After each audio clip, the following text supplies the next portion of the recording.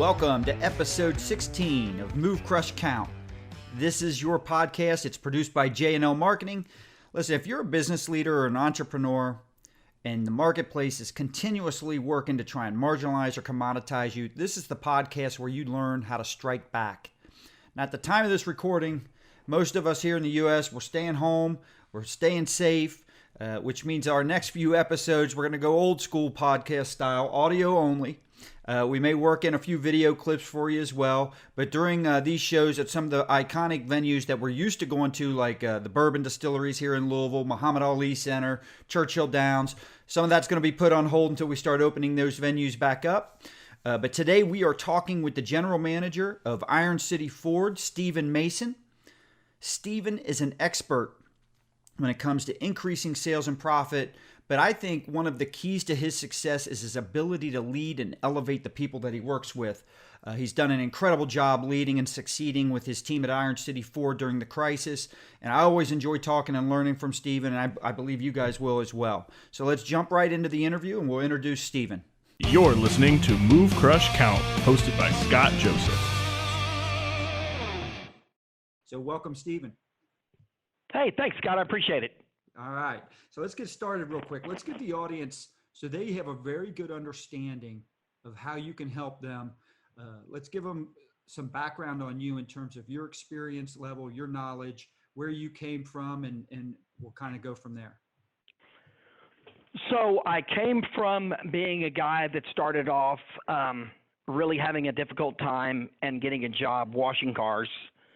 And I was fortunate enough to have a general manager who saw something in me outside of washing cars and talked me into becoming a salesperson on a, and this will make you laugh, on a 90-day guarantee of $2,000 a month. And I swore that was, man, that's the most money I'll ever make in my life. I got to do this. I don't have a choice, $2,000 a month. I mean, come on. And so, Jim Lanick was his name, and he talked me into it. And I'll tell you something, that it was the best decision that I ever made in my life, and still continues to be to this day. So, I quickly moved up. I don't mind telling you, I was very, very, very hungry, Scott. Always have been. So I became a pretty good salesperson and it was luck. I always say it was luck. Our dealership had different hours. We had the blue laws in Texas, and we were closed on Saturdays and open on Sundays from 12 to 5. So the dealership operated the sales department from 9 to 7, Monday through Friday, closed on Saturday, opened up Sunday from 12 to 5. Well, this is a long, long time ago, back when we had lock boxes on the cars. Yeah. So I only lived about, 10 minutes from the dealership. So and this is going to tell you how long ago it was. I came up with this idea to go up to the dealership and spend all day there on Saturdays, opening up cars for people and giving them Country Time lemonades, if you remember Country Time lemonades. And The reason it was Country Time lemonade is it was so long ago that bottled water didn't exist yet. No kidding. There was sodas, but there was not bottled water. There was not what you see now. And so every single Saturday, I'd be up there all day long, just popping doors, letting people look at cars. Couldn't do test drives. It was illegal. Handing out business cards and giving them Country Time lemonade. How many other salespeople did that with you? Zero. That's what I thought. And let me tell you how bad it was. And I won't say the guy's name out of respect for him, but one time in a Monday morning meeting, after I had come off of a 5-car Sunday, if you can imagine selling 5 cars in 5 hours, I had one of the salespeople stand up and said, quote unquote, in front of everybody, "I'm tired of this guy coming up here on Saturday and stealing from me and my family." My general manager looked him in the face and said, "Hey, you can come up on Saturdays too." That's right. And he said, "No, that's my day with my family." And he said, "Hey, I get it, but he chooses to come up here." It was a different time, but there was never a time ever when I was up there on a Saturday with someone else with me. I was told by the general manager, Jim Lanick, who I told you about, hey, listen, I'd love to put you in finance, but I can't afford not to have you on the sales floor, which was it's a bad philosophy, but I've heard it a million times in my career. I sent myself to F&I school because I did not have training. I paid for it myself. I sent myself to American General in Clear Lake, Texas. I paid for the entire class on my vacation. Went back. When came time for a finance position to open up, I applied again. Got turned down again. Ended up leaving, driving 4.5 hours to South Texas, to McAllen, Texas, cold calling on a guy for a job, looked at him right in the face, said, hey, listen, I don't have any management experience, but I sent myself to finance school. I've got a calling in this business. If you'll believe in me, I won't let you down. So I was a sales manager for about a year and a half, worked my way into finance, to finance director, to general sales manager, and to general manager over the course of my career. And that's pretty much the entire course that I've taken. Now, I always like to preface that story by saying this. I've been knocked down as many times as anybody. Man, I've been a GM in a store that I shouldn't have taken because it was too big for me, and it got the best of me. But one thing I've never done, Scott, is I've never quit. And listen, I've been demoted from general manager back to floor manager, not GSM. I've been demoted from general manager to floor manager, and it happened in 2 days, and I had to start over. But I didn't quit. I stayed my course, worked my way back up, and truth be told, I have yet to experience being knocked down where I don't think I learned something from it that was much more valuable than where I was at. So it sounds like the majority. Oh, go ahead. I'm sorry. I was going to say, it sounds like you've gotten some experience or some training, but you did what you had to do to make sure that you got it. In terms of, I'm speaking specifically the finance training. I love the fact that you actually did it on your vacation, paid for it yourself, took the initiative. And I hope, well, first off, mostly our audience is mostly made up of business leaders. So there's a large majority or a large percentage of them that can relate to what you did, because that's also why they're in the positions they're in. But hopefully for the audience, for the people in the audience that are working their way up, they learn from this, that these opportunities aren't always given to you. You've got to go out and grab them. You've got to do what's necessary to make that happen. Would you agree? 100%. 100%. You have to. So where I think that people at times get lost in today's society is somewhere down the road we stopped thinking or realizing that we are in fact our greatest investment. That's correct. Every nickel you spend on yourself, if you're doing it right, should come back to you dressed up like a dime. That's right. And that's just the way that I feel. Or more, right? It just depends on which path you choose to take. But my path was always simple, Scott. I was never going to let anything stand in the way of me being successful. And I felt like the only person that could stop me from being successful was me. So Stephen, let me ask you this question. So you've got a limited amount of formal training, but it sounds like a lot of your training was on the job. I mean, is that fair to say? Correct. 100%. So who are some of the people, you named the one person that helped you out and that brought you in and got you your start on the sales side, but who would be some of the people that you look up to and you feel like you've learned the most from over the years? So if I was going to speak candidly about the person who I learned the most from over the years, I would have to say that it would have to be Dan Clara with Asbury. He was my market director when I was in the Atlanta market with Asbury. And I don't mean to name drop. I don't know if he would even want me saying that, but Dan Clara was so intense on, if you do these things right, you'll be successful. And this dude, man, I think I'm a full-blown motor, but this guy, he never stopped. And let me tell you, what is funny is the guy would come by like once a month and take me to lunch. And at the time, I had braces. I waited till late in life to get braces. So he would take me to lunch. Well, because he was so full-blown, this guy would take me to Chick-fil-A, and he would sit down and devour his meal in like 4.5 minutes.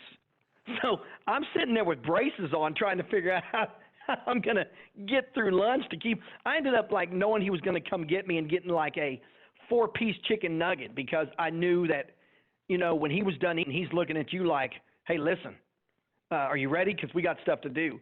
And it was always, always, always about the drive to Chick-fil-A and the drive back to work from Chick-fil-A. But the guy was always teaching me something.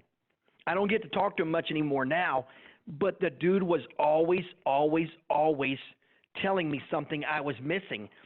And he taught me to look for so many things that I never really paid attention to before. Like but what? Above and beyond that, everything you can think of, Scott, as a dealership owner, from him calling me up and saying, hey, by the way, your CIP looks phenomenal. Do me a favor, pay attention to your parts day supply. You're at 81 days. You really need to be at 75. And it was just, he was that granular in his approach to making me successful. Now, I got to tell you something. Go ahead. I would be remiss if I didn't talk about my experience currently with Mr. Hanania. When I came to work for Mr. Hanania, everybody in the world told me, oh, you know, I don't know, man, that's a tough group, yada, yada, yada. But when I sat down with him, I didn't get that vibe at all. I got a vibe of a guy who's a car guy, like you, like me, just a car guy. Yeah. So I don't find Mr. Hanania to be tough at all. What I find Mr. Hanania to be is very, very, very serious in you doing the best you can to get results. Listen, man, if I get on a conference call with Mr. Hanania and we've got one car out for the day and we've made 100 phone calls and we're chasing down internet leads and answering everything right, the man's never going to say a word to me. Right. Keep plugging, Steve. There's going to be gold at the end of that rainbow.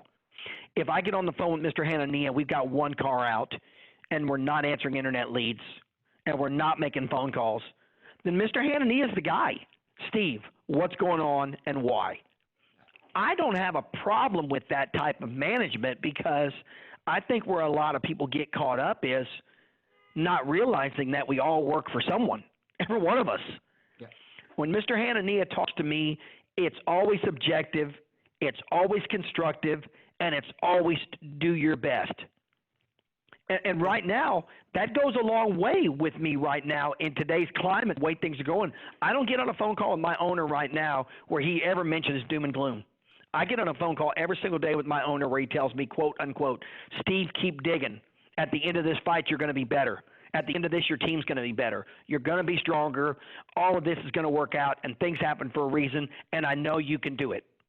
And let's Man, it makes me want to work harder. Yeah, and let's talk about a little bit of that right now. So depending on when someone from our audience is actually listening to this podcast or watching it on video, we're right in the middle of the COVID-19 virus. Stores are closed, skeleton crews.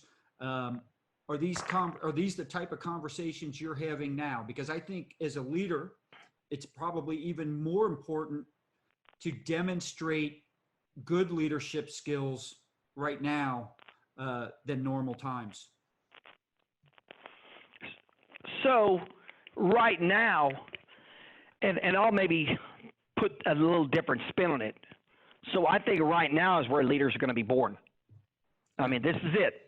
This is it. I mean, hey, listen, we all talk about wanting a shot at the title. Well, guess what? We're in the title fight right now, baby. So it's just a matter of how bad you want it. I can only speak about what I did last month for us to be successful. And I'm certainly proud of what we as a team were able to accomplish. And I'm certainly proud of what I was able to do as the leader. But there's no way I could be more proud of the people that worked for me. And I'll tell you, when I saw the change in climate and things getting worse, I made a decision that I was going to get extremely granular in how I managed my team going forward. Because at the end of the day, if you really want to take ownership of things, then you have to say, okay, well, during a difficult time, what can I do to change the way I'm managing in a changing climate and a changing environment and not knowing what's going to happen tomorrow? So I almost have to micromanage, but not make people feel like they're micromanaged. So I felt like if I got to work early enough and laid out their daily schedules and held them to that schedule, that it wouldn't be micromanaging them, and they could come to me and talk to me about changes in that schedule or modifications, but it would always be a path towards the same success. So let me ask you this question. So just so the audience understands what you're talking about here.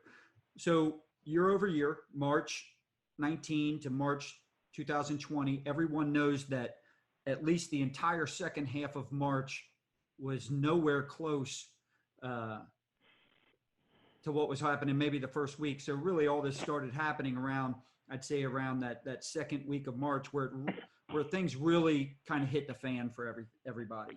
And so sure, tell us a little bit about your performance this year versus last year in these trying times.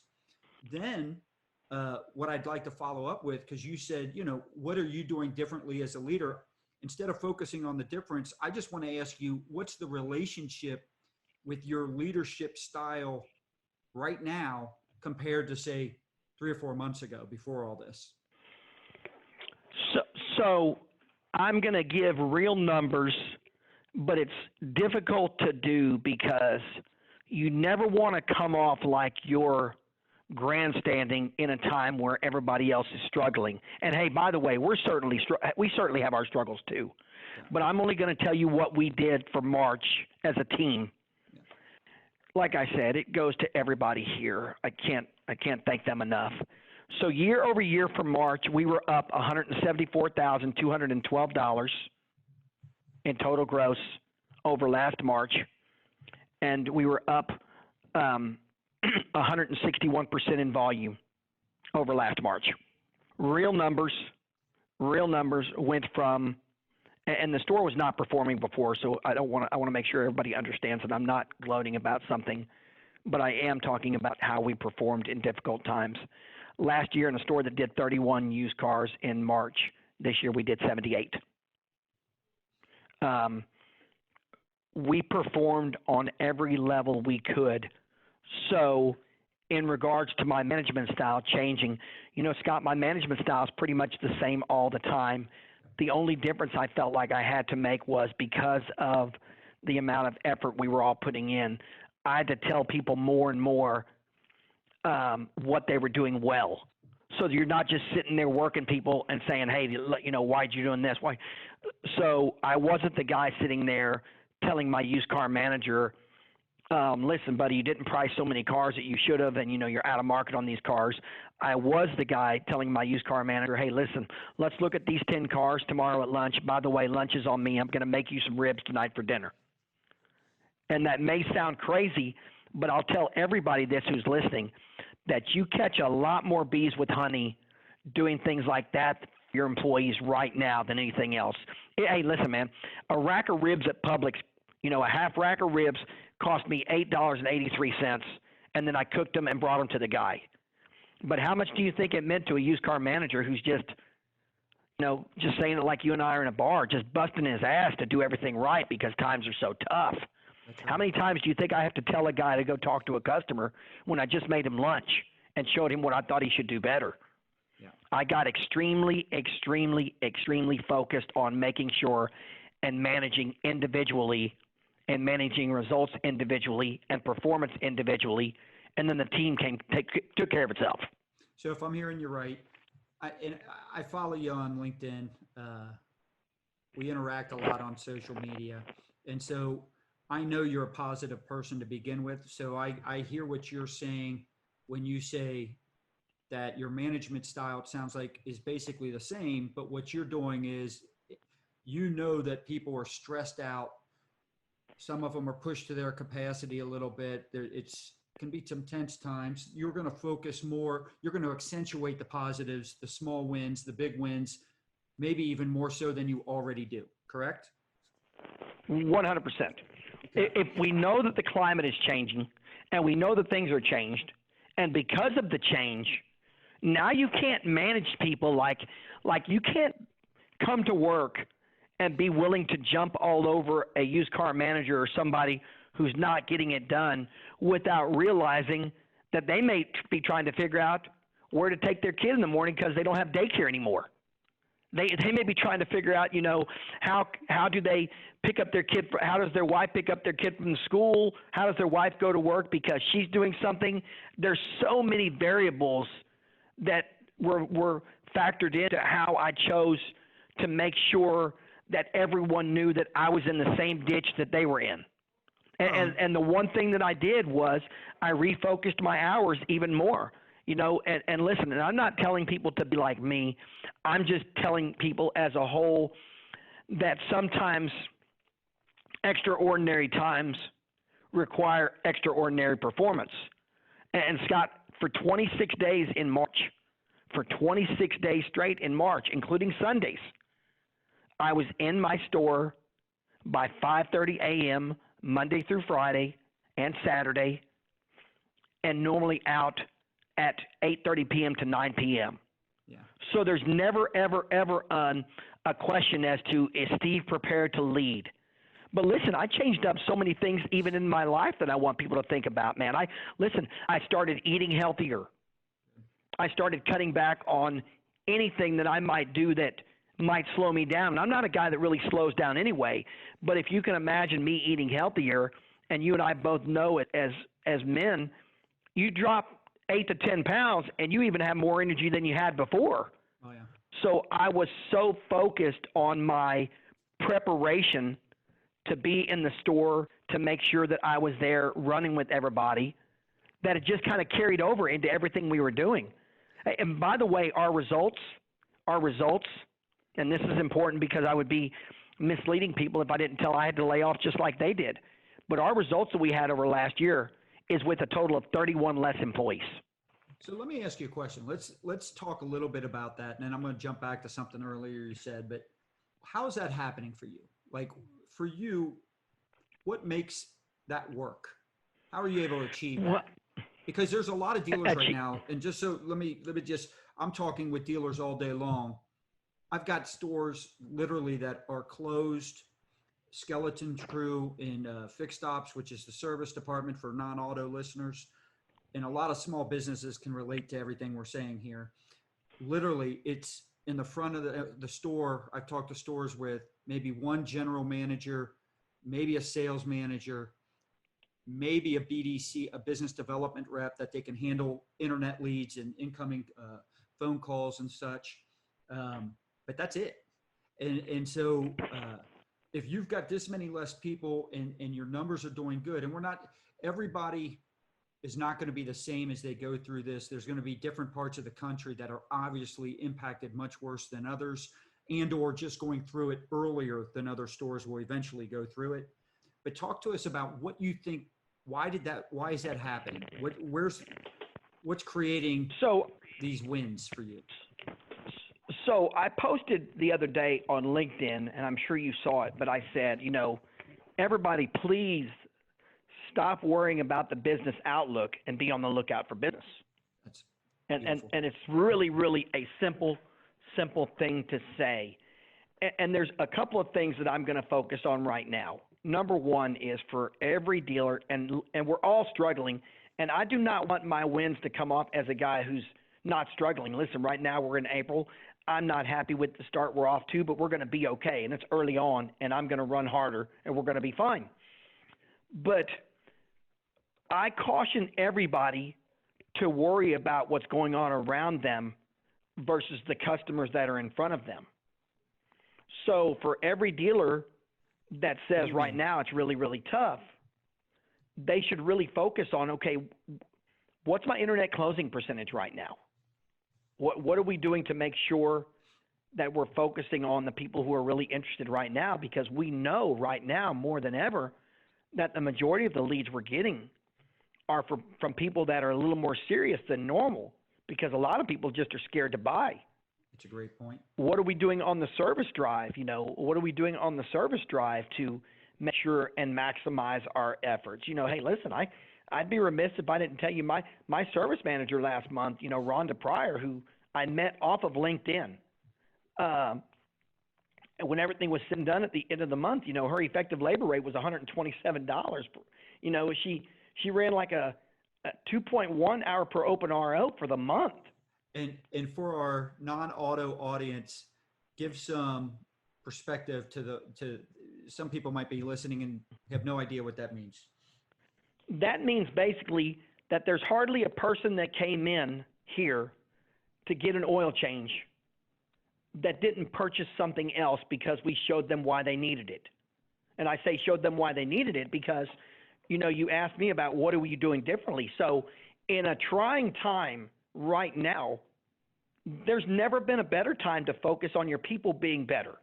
Yeah. Really, because they're going to have fewer opportunities. Now, the one thing that I've said, Scott, for years is, for the last couple of years, I've said, there's not less cars being sold. There's less salespeople being trained. So you take more and more. I mean, I wonder how many stores we walk into that we see salespeople that haven't been trained, that aren't ready, that greet us, that don't have a proper greeting, that can't answer questions. And we say to ourselves, how are we allowing full-time salespersons to be out-negotiated by part-time buyers?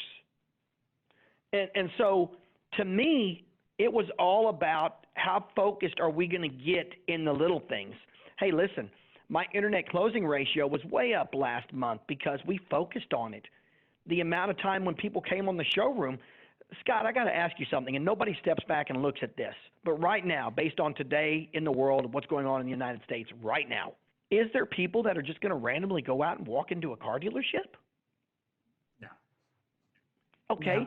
So if we know that, then why in the world are they not our entire focus when they get here?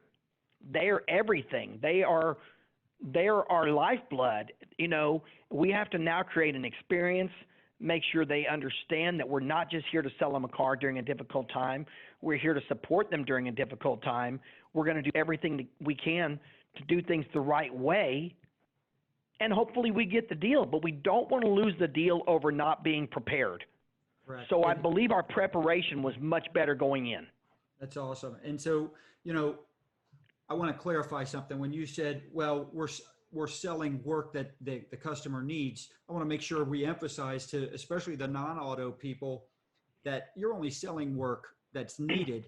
The difference is in these times, it's giving you more time and more opportunity to work with your team to emphasize what they should be doing on an everyday basis. And that is, sometimes we get so busy in our everyday when times are good, right? We don't think about the cross sell and the upsell opportunities. So it sounds like you're maximizing your potential, probably at a much higher percentage than normal. Fair to say? Very, very fair. Yeah. And so very fair. But also, Scott, I want you to realize that the amount of people that are talking about, hey, listen, we're not as successful right now. Okay, I get it. Nobody is doing as well as they want to right now. But are we taking this time? And once again, and this is off topic, but for anybody who does follow me on LinkedIn, you saw me on Saturday or on Sunday, and I'm teaching my kid, how to drive. I took my 14-year-old. I'm like, hey, it's time to learn how to drive. So I'm teaching him how to drive around a high school parking lot, because I want by the time he's 16 to be ready to go. And what I'm doing, what I call that extremely productive downtime. So why in the world can't that translate to our dealership? Why in the world, in extremely productive downtime, anybody who is down right now, what are you doing to prepare for when business comes back? Because every bit of preparation that you make right now is going to be a win. And that's back again to what I'm talking about. Every nickel you spend on each other comes back dressed up like a dime. For everybody out there who says, hey, it's slow right now, okay, show me that your salesperson can do a fantastic walk around. Show me that your service writer does a fantastic walk around and points out things that are wrong. Show me that he's doing everything that the factory wants him to do to be successful on that drive. Are we focusing on that stuff right now? Because all of that carries over. And, I'll tell you what I told somebody, and they're saying to me, why do you think it's so important to do it right now? Okay, so I'm in Alabama. And everybody who knows Alabama knows we have a college football team that everybody seems to either love or hate. But I got to tell everybody something. Wait, my son Do they graduated think there. Amen, brother. Roll Tide, roll. That's right. So does anybody in the world think that when Alabama goes out and plays a football game on Saturday and wins, that what do they just call it, a wrap? No, the next week they have what's called practice.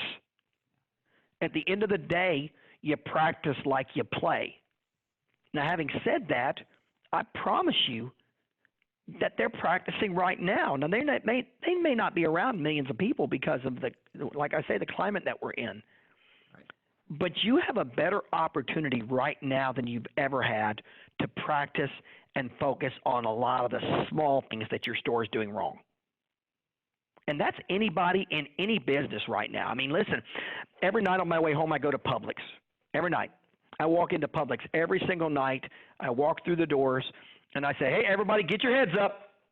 Every single night. That's my message. And they tell me, hey, we love you coming through here.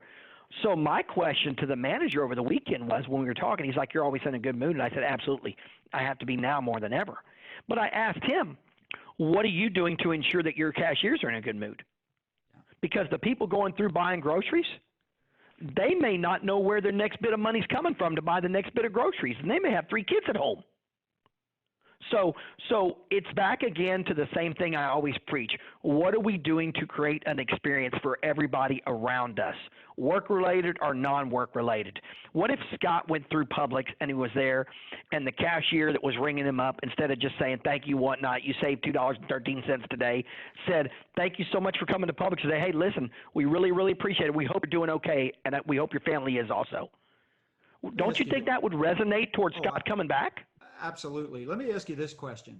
So I firmly believe that what you're doing, it's not about necessarily holding people accountable as much as it is you have more time to be involved with more people at the store, more in depth than normal. But, almost everybody in sales, their income, whether it's high income or low, is determined at least based on some percentage, based on the results they achieve. So what's kind of nice about this is you're able to demonstrate what good habits can help do for them. So when times go good, maybe these stick better than just getting glossed over.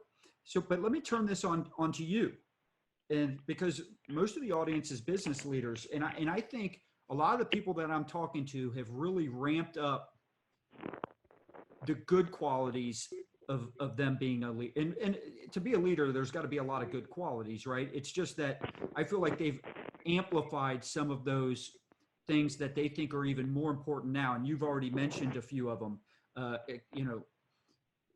recognizing the positives and the wins more so than you even normally do. But if we all believe, and this goes to every business out there, leader out there, including myself, if we all believe that is more important now because of the times we're in, and it's having a good positive impact, why as business leaders, why don't we just do it more every day as well? Because we're going to expect all the things we're training our salespeople to do right now, to do it and carry it through when times turn. Are we as business leaders going to be conditioned, and are we going to commit to the same type of things that we're going to expect our employees to do? So what a great question, and I'm going to answer it, and my answer is not meant to offend, but my answer is meant to base it on what I've seen over the years. Man, there's a lot of managers out there these days, Scott. But man, there's not as many leaders as there used to be. And I think that that's a tough deal, because when we get to a point in our careers where we're managing results and not leading people, then we're heading down the wrong track. And we talk about the car business, and over the years, the amount of turnover And people will come in and they, we've all been somewhere and they've said, hey, gosh, my salesperson knew I bought a car from 2 weeks ago, isn't here anymore, and it's a running joke. But it's not a running joke to a guy like me, because my greatest asset is my people. And that has to be my focus. I have a used car manager, and he's as sharp as a tack. But I don't mind telling you, he didn't understand the importance of pricing versus VDPs and SRPs. And I do. And for people who don't know, that means we can actually look these days and see who's looking at our cars and who isn't. And I talked to him a couple of times about it. And yesterday I told him, hey, listen, why aren't you pricing? And the guy looked at me and he said, don't take this the wrong way, but I just don't know what you mean. So I have to hold on. I have to interrupt you real quick. Good for him for being vulnerable enough to say that to you. Not everybody has the courage to do that. So the funny thing is, let me tell you what I referenced it back to. Scott, did you ever see the movie Days of Thunder? Tom Cruise, Robert Duvall? It's been a long time. Do you remember Robert Duvall's talking to Tom Cruise, and he says, you need this, and Tom Cruise says, I can't do that. And he says, well, why not? And he goes, because I don't know what you're talking about. And Robert Duvall says, well, how's that? And he goes, listen, I get behind the wheel, I drive the car. Yeah. So I've got this very talented used car manager who's phenomenal at getting cars through the shop and doing things, but he just doesn't understand that. Right. So let me tell you what I told him. I told him, hey, let me tell you what I want you to do from now on. He goes, okay. And I said, you're off tomorrow. And he goes, yeah, that's right. And I said, okay, Thursday morning, when you get here after our morning meeting, I want you to stay in my office. You and I are going to price cars together. I'm going to show you exactly what to look for.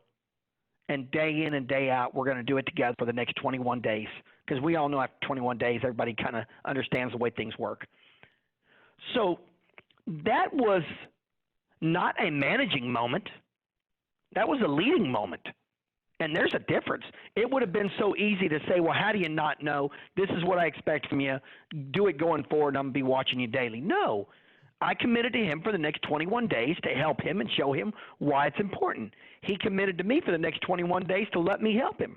That's what we need to do. And I'm passionate about that more so than ever, all the way down to somebody answering the phone at your dealership and saying, we're having a great day or whatever.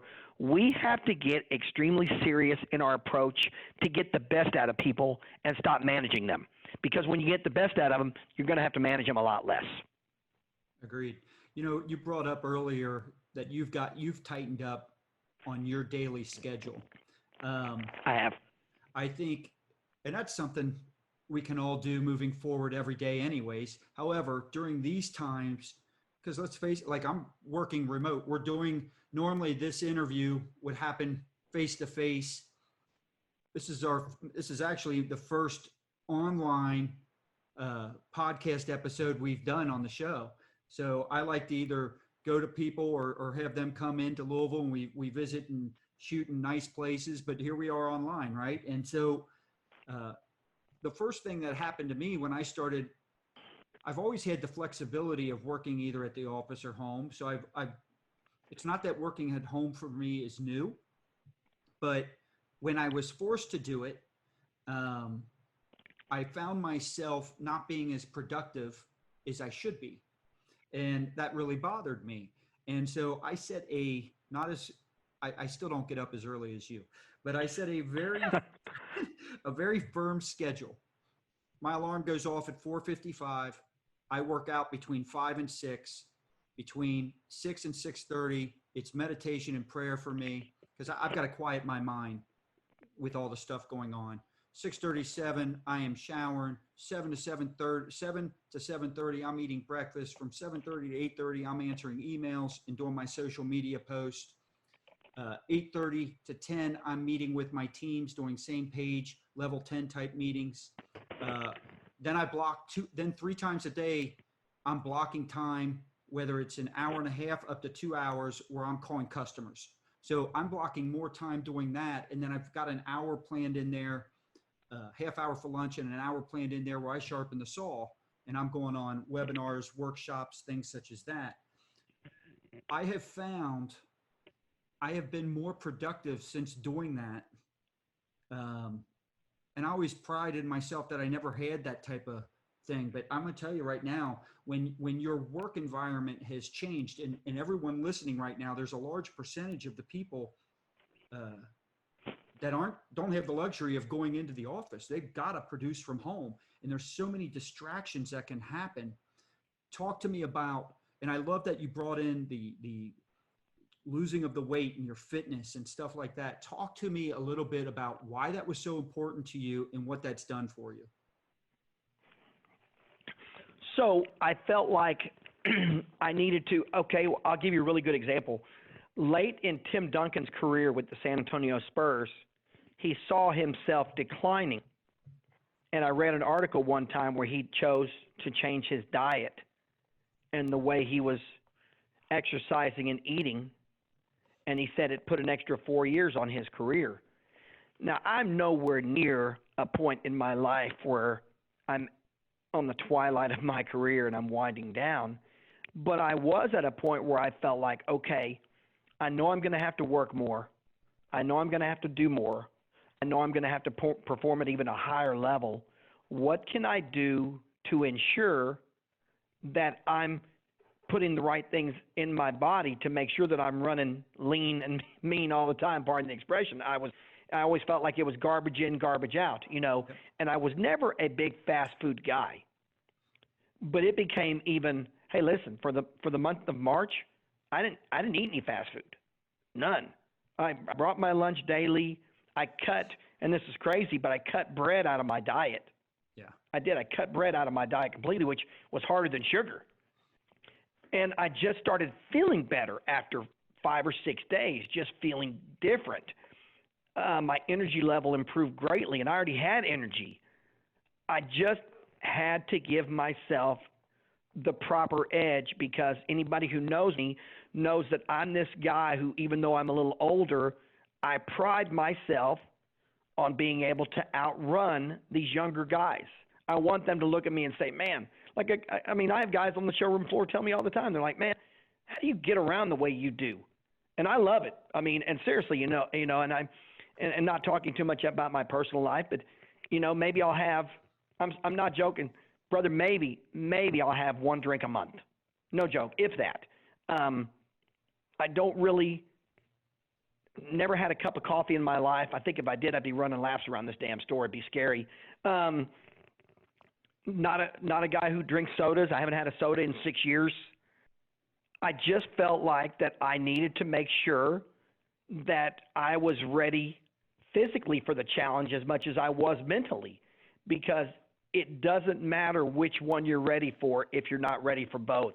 If you're ready mentally, but your body can't hold up, you're going to wind up, and you've heard this before, man, he worked so many hours, his body just broke down. Finally he just crashed. Yeah, or, he was working so much and he was holding his own, but he just was frustrated and he started making a lot of mistakes.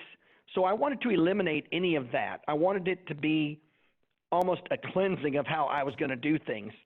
And the funny thing is that now it's kind of carried over into my day-to-day life. I'm 11 pounds lighter than when you saw me at NADA right now. And I wasn't heavy then. Congrats.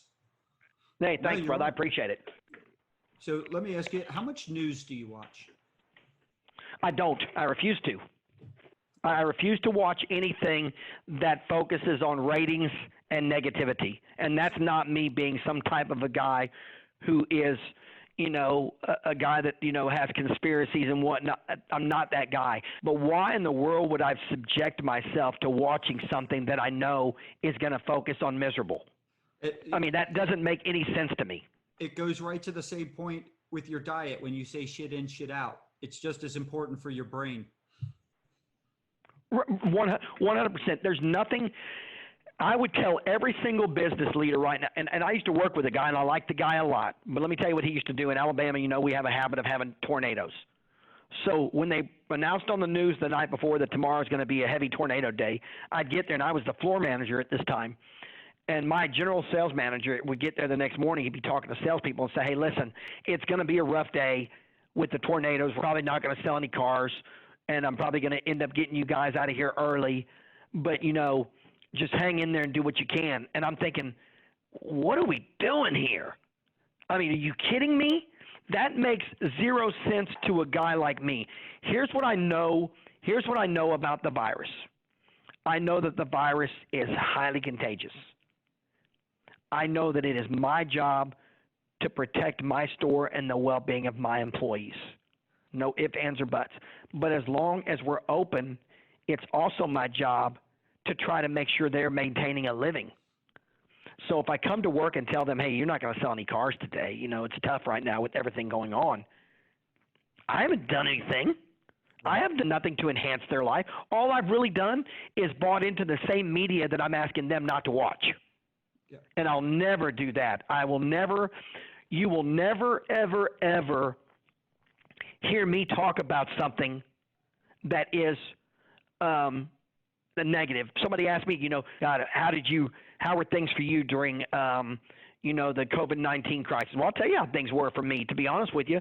My dealership was up 154,000. We were up 161%. I lost 11 pounds, and I taught my son how to drive. How were things for you? Let me ask you that. That's great. Let me ask you this question. So a lot of businesses right now, they're unsure of how to market and position themselves. And to me, you've got a decision that you have to make. How do you want to be viewed? What is your brand going to look like once we come out of this? And so talk to us about the relationship with your marketing for what you're doing during this crisis compared to prior. So what am I doing as far as marketing during this crisis? Just your voice, how you're positioning yourselves, things that you're doing, because you can't market the same way right now that you did prior. For one, the volume's there's not as much volume to get, but more importantly, it is almost, I think there's a right way to do it and a wrong way to do it. In other words, an extreme wrong is obviously you're not trying to capitalize on a crisis. So, and I know you're not. So, and I know I have ideas of what you're doing, which is why I'm asking this question. I want you to make sure that the audience hears some of the things that you guys are doing, because I think they're genius. We do the dealership weekly information network every Thursday. And so one of the things that I want you to talk about is one of the best practices that were brought up during crisis is it's so important that dealers are involved in their communities. And so one of the things that a lot of the dealers brought up is some of the things that they're doing to help their community. I know you're doing something, and I think it goes to not only does it help people now, but from a business aspect, the way your brand will be perceived. And when I say yours, I'm talking about the dealership's brand will be perceived after this will be better than when it went in than prior to the crisis. So what are some of the things you guys are doing right now? I can tell you the first thing that we're doing is starting this Friday the 10th. And this was an idea that I came up with. And believe it or not, this was an idea that was not a monetary driven decision. This was a decision of, with everything going on right now, what can we maybe do to help some people? And that was that we decided on our service drive to give every first responder or every nurse or every doctor, every policeman, every teacher who drove a Ford automobile 12 years or newer, because it's easier for us right now with the parts shortage, to give them free oil changes. That's outstanding. That was not a decision that was okay, can we get them on the drive? Can we upsell? Hey, listen, of course I want my people to upsell, and my people are going to do the right walk around when they come on the drive. But that decision was based on what can we do to just help a little bit. How much does it really cost us to help? Yeah. I go back to it again. $8.83 for a half a rack of ribs, and I got the best out of that guy. Yeah. So now I'm talking about how much is a real true cost on an oil change for me to just let somebody know who's on the front line right now that we really appreciate what they're doing more than anything. Not only that, but it's not always easy to give up revenue in times like this. So to me, it's a very generous thing. What other type of things are you guys doing? So we are going to go ahead and, you always see these things where, people, they'll sell a car and they're giving away things and, is it factored in, are you adding to your costs? That's why you're doing it? No, what we've kind of come up with is wanting to give people a $500 gift card for groceries who are purchasing a car. And that was above and beyond. We see the factories right now, the OEMs have really stepped up, whether it be 0% for 84 months, no payments for 90 days, deferred payments for 6 months.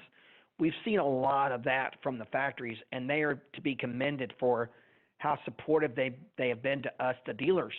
And but we felt like, yes, but my question would be to dealers is versus sitting around talking about doom and gloom, what are you now doing to support the factory's efforts? Are you passing it along to customers outside of what they're doing? So we're saying to ourselves, okay, so what if somebody could come in here and buy a car and leave and get a $500 gift card to Publix for groceries? Would that go a long way? Because it's just so much more than us saying, hey, buy the car, here's your keys, have a great day. Right. It's us thinking about, hey, listen, we want to make sure that some of the things that factor into your decision that we're helping and we're reciprocating your decision. We're trying to help you provide things for your kids that, may have been a little tougher, but you needed a car. It's more now than ever, Scott, about us showing the customer and the people how much we appreciate them, because you and I both know somebody who's coming in right now more than ever, you really have to appreciate them because this is just a crazy time. I mean, it is what it is. I mean, can you believe we're living through this? Buddy, I made it through September 11th, and I'm going to make it through this, but this is just so much different than anything in that, That's what I mean. September this is 11th. a major historical event. This is unbelievable. It'll be in the history books. It'll be in the history books. No doubt about it. No doubt about it. And that's okay. I want to be the guy that's standing up when this is over. I want to be the guy that is saying, okay, yeah, nothing's going to knock me down for long. It doesn't work that way in my world. And nothing ever has, and nothing's going to. And I tell everybody all the time, man, if you're waking up in the morning now, then lay back down. If you're waking up, then lay back down. If you're rising up, then let's go. There's a difference. I rise up every day to face the new challenges that are in front of me, and I'm going to rise up tomorrow and the day after that and going to keep rising without sounding like a motivational speaker, because I have to be that guy, and I have to have a purpose for what I'm trying to do here, and I got to almost have a chip on my shoulder for us being successful during a tough time. I love what you said earlier about you believe this time period or these challenges leaders are going to be born. And so I agree 100%. I think this type of situation, especially as drastic as it is, I think the true leaders will, when you say you're going to make sure that you're one of the people coming out of this standing, I think the true leaders are going to, I had a text exchange with a pretty prominent executive. I won't bring his name up without his permission this morning. And let me find it real quick but it's so true. And it goes to what you're saying. I sent a prior message just checking in, seeing how he was doing. He goes, it's go time. It's time to lead us out of the darkness into the light. And I just responded. I said, we'll look back on this and be grateful for it. I said, there could be a lot of great things that come from this as long as we're willing to look for it. It's important in times like this not to look at all the problems, but to look at what's, I guess, in your sense, I'll go to what you're actually doing, right? Actions are louder than words. you're looking at this as an opportunity to work closer with people, to elevate people, to have more time, one-on-one time with people. We have to look for those opportunities.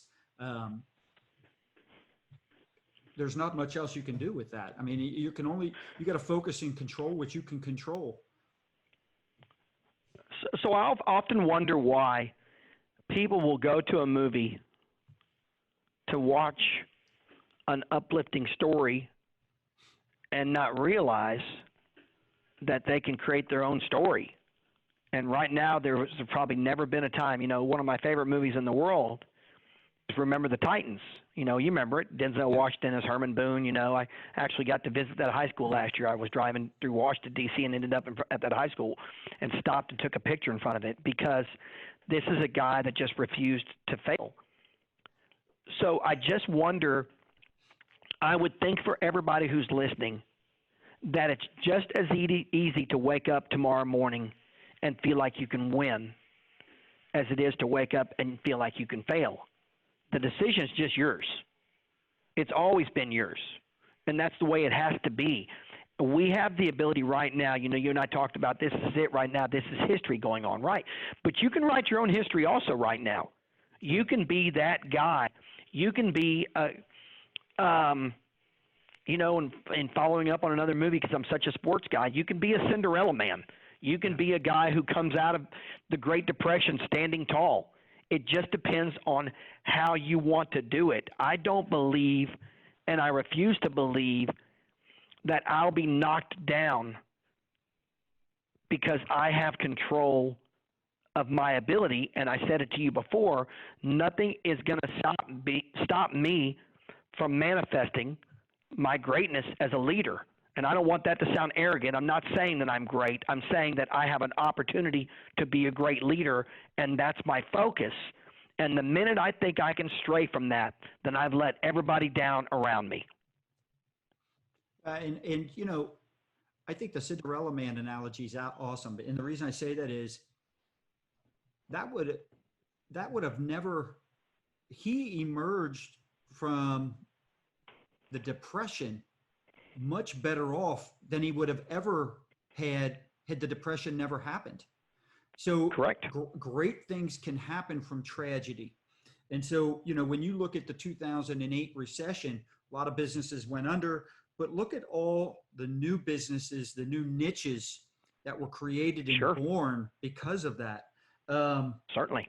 And I think as a lot of businesses are going to have to rebuild. Let me ask you this, because I think it doesn't matter if it's automotive, you can stick to automotive, because I think I don't know your answer to this, but my guess is it will be applicable to several business verticals.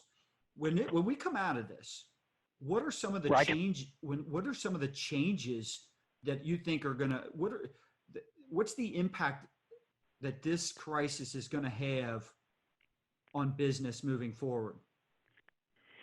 Well, the unfortunate answer is, I think there are going to be certain people that realize that they've been operating with too many expenses. Yep. I think that people are going to run leaner than they ever have. And when you say leaner, that equates from expenses all the way down to personnel. And I hate to say that, that's just my opinion. Right. But it's an honest opinion, and people don't like to hear that, but it's an honest one. People are going to realize more than ever, and Scott, over the past however many years, it's been common in a lot of dealerships, take on more people to do more things, and that's not the way it's supposed to be. No. It's take on people and manage your people and get the most out of your people. Well, that's it. We're supposed to improve our productivity. So you're not improving productivity or your efficiencies if all you're doing is adding expenses and throwing people at the problem. No, that's like the old days when guys said they needed to sell 200 cars. So they said, okay, hire 20 salespeople and make them sell 10 each. And you're sitting there going, what are you doing? Yeah. You got one guy that sells 37 cars and you got another guy that sells 3. And nobody ever pays attention to the fact that the guy selling 3 may not be bad. He just may not have been trained, and now he doesn't know how to pay for his rent. Yeah. So what you I was going to say, not only that, but when you add more people than you actually really need, going to your point of what you're doing now as a leader, you don't have as much time to focus on them. No, not at all. Not at all. I mean, listen, you don't need 65 people on your roster if only 12 of them are playing at a time. I hate to say that. That's just my opinion. Yeah. It's the way it is, and that's the way I'm going to feel about it. You need to manage the people that you have, and you need to control the controllables. And I actually think that if I wanted to put a very, very positive spin on this, if this hasn't done anything else, it's taken a lot of us and told us, okay, we have less people. Now how do we manage those people, to the best of our ability and make sure day to day that they know the tasks they have to perform? I think it's simplified it a little bit, Scott. Yeah. How many businesses out there, when you think about it this way too, especially in auto, if you're going to have a great store, I mean, more than likely you're going to have to buy a very expensive piece of real estate because you want a good location. The factory is asking us to build these museums, which cost a lot of money. So we've got all this, we spent all this time and energy washing cars, getting the cars displayed, lighting them all up. And then, our margins continue to shrink, right? Sure. And so we do all that, and then we turn the light off for 12 hours a day.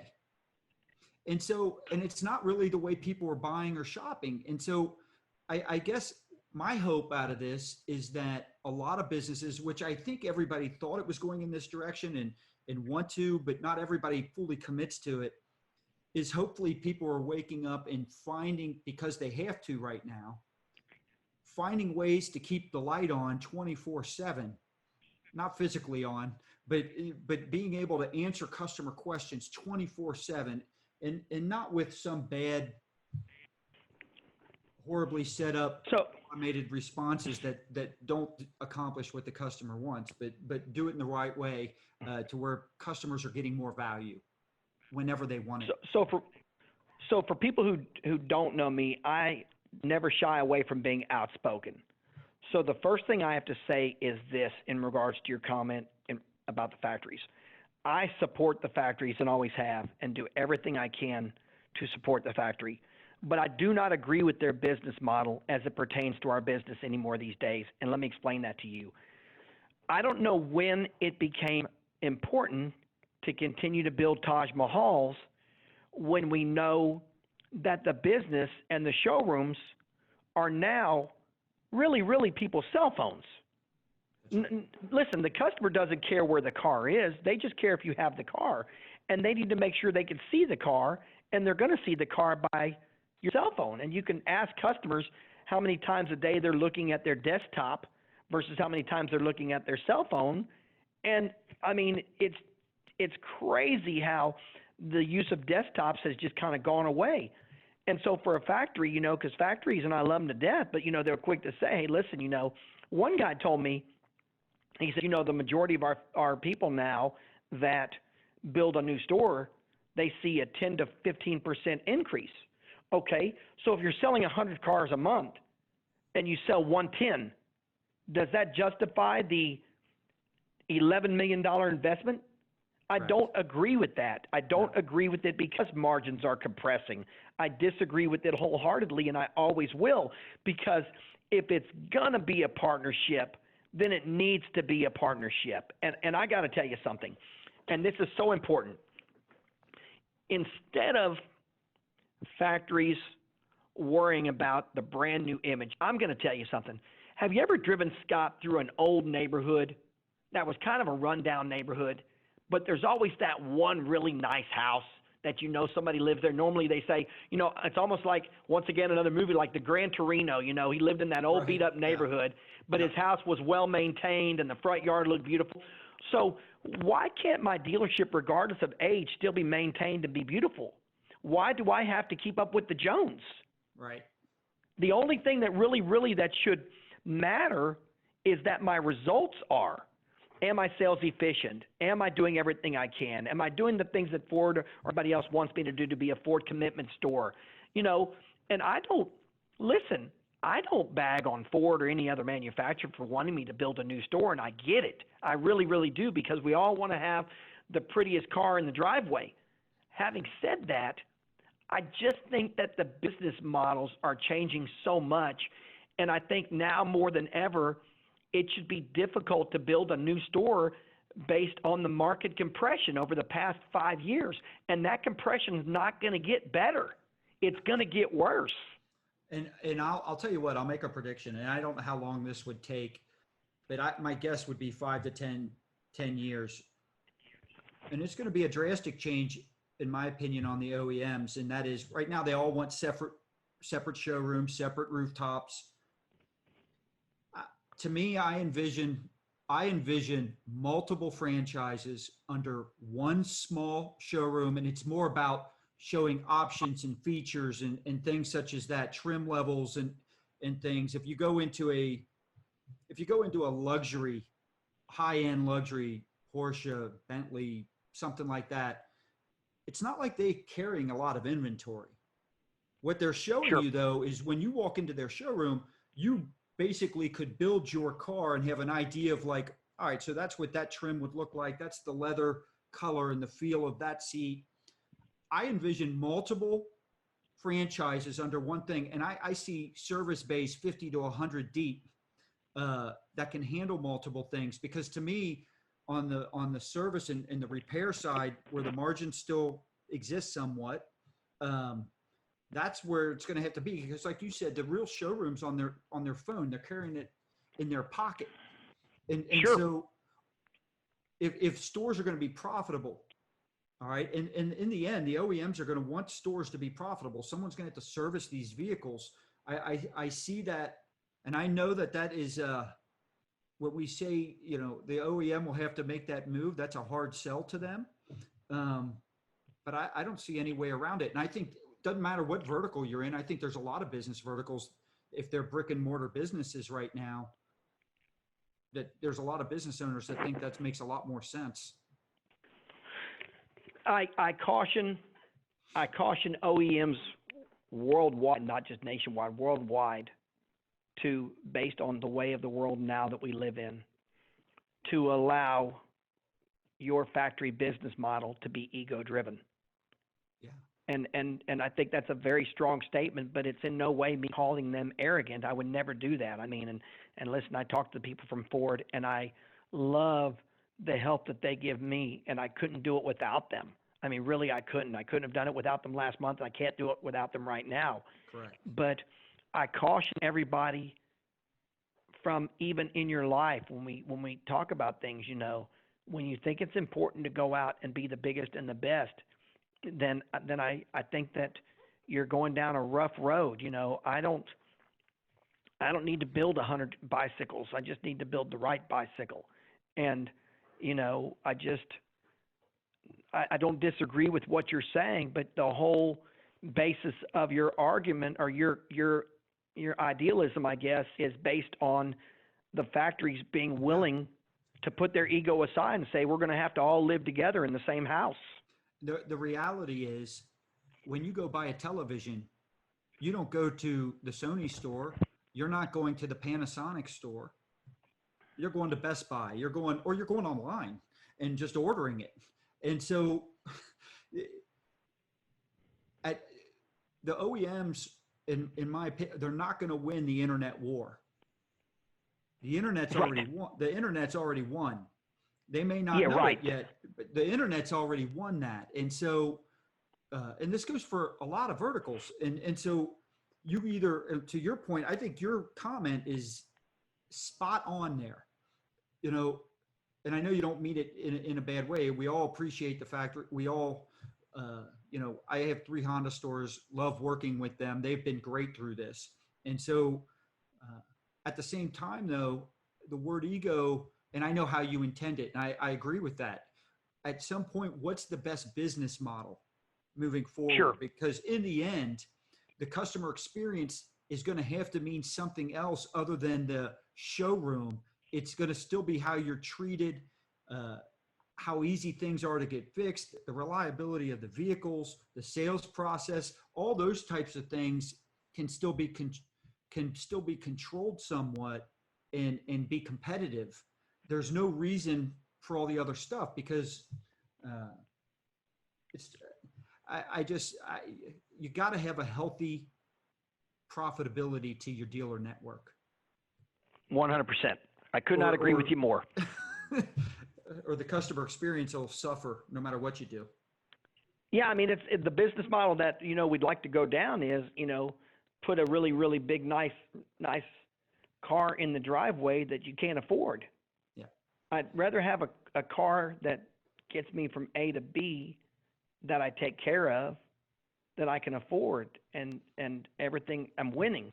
I think you're right on, and I think that I'm right on when I say that somewhere along the line we forgot and replaced, good old-fashioned just getting to work and working out of wherever we had to with making sure we worked out of a castle or a mausoleum, and I'm not a fan of that, Yeah. But that's me, and listen, I mean, my parents live in the same house I grew up in. It's 1,435 square feet, and my dad tells me every day that I don't know what I'm doing because he's a retired parts and service director. But there's something to be said for, how about if we just said that dealerships as a whole and manufacturers all need to learn to live and exist within their means, and then everything will kind of work its way out. You know what I mean? In good times and bad. Well, if you think about it, and I think that's the next wave of disruption, is that as people start doing ride share, when self-driving vehicles come in, right now there's a strong emotional connection to your automobile. But when you book a flight to go out to, you brought up NADA, when you book a flight because you have to be in a convention in Las Vegas, do you pick and choose, oh, I'm not going to fly that because that's only a 747. I need to be on this type of jet. You don't, right. More than likely, you don't care. If you're taking the bus, if you're taking a train, depending on what parts of the country you're in, you don't care. Our car right now is the only thing we care about. And when you say, listen, I just want to get from point A to point B, the more that just getting from point A to point B as quickly and efficiently as possible, the more that value starts to outweigh what we're actually in. Then what? I mean, Scott, you were in Vegas just like me, man, and I got there late for that meeting. I came running in and had to run straight up on stage. But I got to tell you, man, I don't mind telling you, man, I flew Spirit Airlines, which I said all along, I think I was sitting in a lawn chair on that damn airplane. But at the end of the day, it just didn't matter because it's just a convenience. I don't need to overspend to get the same result. The person that flew first class, no matter what, got there at the same time I did. He just spent more money. That's right. So yeah, that's where I'm at in life. That's me. All right. Well, I got to tell you, I really thank you for agreeing to do this. I know it's hectic time right now. So to give us an hour like this, to share your experience and all this knowledge that you have, and you gave us great specifics. And what I love about you is always comes from the positive. And right now, I think everybody could use a little bit of that or a lot more of it. But great leadership lessons were learned on this interview. You gave us great examples, even in your own story, and how you came up through it, and just outstanding. So I just want to thank you. I can't thank you enough. Man, really, really my pleasure, and I've really enjoyed it more than you know. No kidding. And I really, really hope that anybody who listens to this takes a little bit from it, because there's good all around you. You just got to look for it and find it. Big thanks to Stephen Mason for graciously agreeing to do this interviewing and sharing his knowledge with us today. I want to thank you, the MCC Nation, for tuning in today. Next on the Move, Crush, Count, we are interviewing Tully Williams. He's the Fixed Ops Director at the Nilo Group.